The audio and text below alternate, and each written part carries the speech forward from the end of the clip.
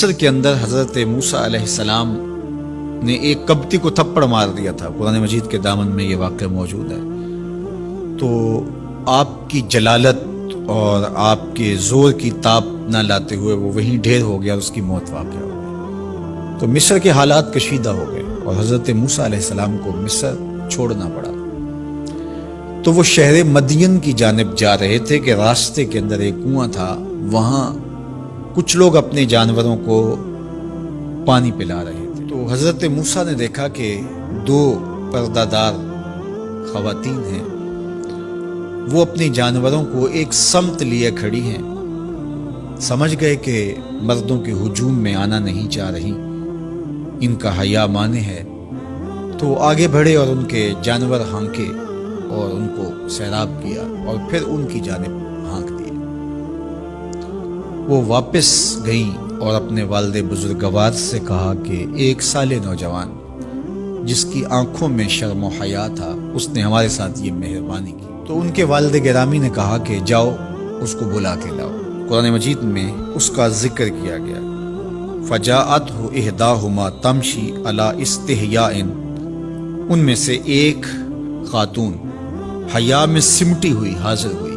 اس نے کہا کہ ہمارے والد گرامی آپ کو بلاتے ہیں، آپ نے ہمارے ساتھ جو مہربانی کی ہے اس کا وہ اجر دینا چاہتے ہیں۔ تو حضرت موسیٰ علیہ السلام ان کے ساتھ چلے گئے، اور جب گئے تو یہ گھر تھا حضرت شعیب علیہ السلام کا، اور یہ صاحبزادیاں حضرت شعیب علیہ السلام کی تھیں۔ تو اس خاتون کا شرم و حیا کے ماحول میں حضرت موسیٰ علیہ السلام کو یہ کہنا اور چل کے اس انداز سے آنا، قرآن نے اس کی حکایت بیان کی ہے۔ تو خدا کو پسند ہے کوئی خاتون حیا کے ماحول میں آئے تو اللہ اس کی آمد کو اور اس کے آنے کو قرآن کا عنوان بنا دیتا ہے اور قرآن کی حکایت بنا دیتا ہے کہ جو خاتون حیا کے جوہر کی مالکہ ہو وہ اللہ کو کتنی اچھی لگتی ہے۔ اللہ اکبر۔ حضرت نبی اکرم صلی اللہ علیہ وآلہ وسلم کا فرمان حیا کے حوالے سے، الحیاء من الایمان، حیا ایمان سے ہے۔ تو جتنے بھی ایماندار لوگ ہیں وہ پھر حیا کے جوہر سے مزین ہوں گے، مالا مال ہوں گے۔ آپ دیکھ لیجئے سب سے بڑے ایماندار تو میرے اور آپ کے آقا و مولا ہیں، اور حضور کمواری لڑکی سے زیادہ حیادار تھے۔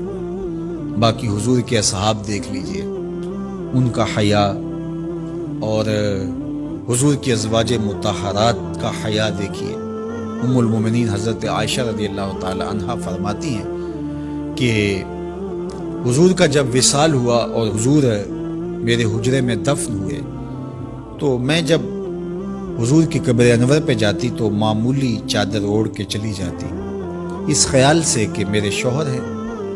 پھر حضرت ابو بکر صدیق رضی اللہ تعالیٰ عنہ کا وصال ہوا تو وہ بھی ساتھ دفن ہو گئے، تو میں پھر بھی اسی حالت میں جاتی اور میں سوچتی کہ ایک میرا شوہر ہے اور دوسرا میرا والد ہے۔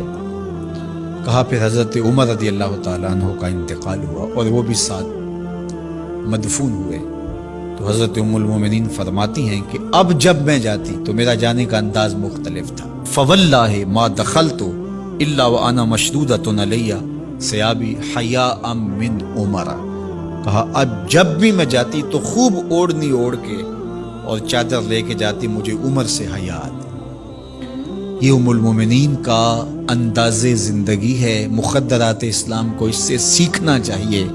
جو قبر میں دفن ہیں ان سے بھی یہ حیا کریں، جو مومنوں کی ماں بھی لگتی ہیں۔ اور آج یہ دلائل دیے جائیں کہ پردہ تو جناب دل کا ہوتا ہے، چہرے کا پردہ تو نہیں ہے۔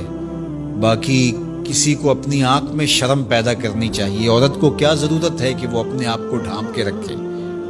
اب ام المومنین کا عمل یہ ہے کہ فرماتی ہیں کہ میں اپنے آپ کو خوب سمیٹ کے جاتی حیاء من عمر۔ عمر قبر میں ہیں لیکن ام المومنین فرماتی مجھے پھر بھی حیا آتی۔ اور حضرت سیدہ طیبہ طاہرہ حضرت فاطمہ تو زہرا رضی اللہ تعالی عنہا نے کہا کہ عورت کے لیے بہترین پردہ یہ ہے کہ اس کو کوئی غیر مرد نہ دیکھے اور وہ غیر مرد کو نہ دیکھے۔ تو جب یہ ہمارا دین ہمیں سکھاتا ہے اور حیا کا یہ سبق دیتا ہے۔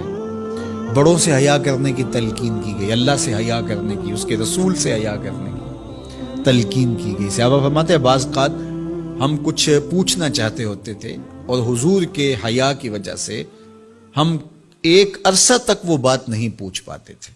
آج دادا کے سامنے بچے جس طرح بات کرتے ہیں اور جس طرح بچوں سے حیا کا جوہر ختم ہو گیا ہے اور اس کو وہ تہذیب نو کا کرشمہ سمجھتے ہیں اور جدید دور کی کرامت سمجھتے ہیں، یہ دور جدید کی کرامت نہیں ہے، یہ جاہلیت ہے۔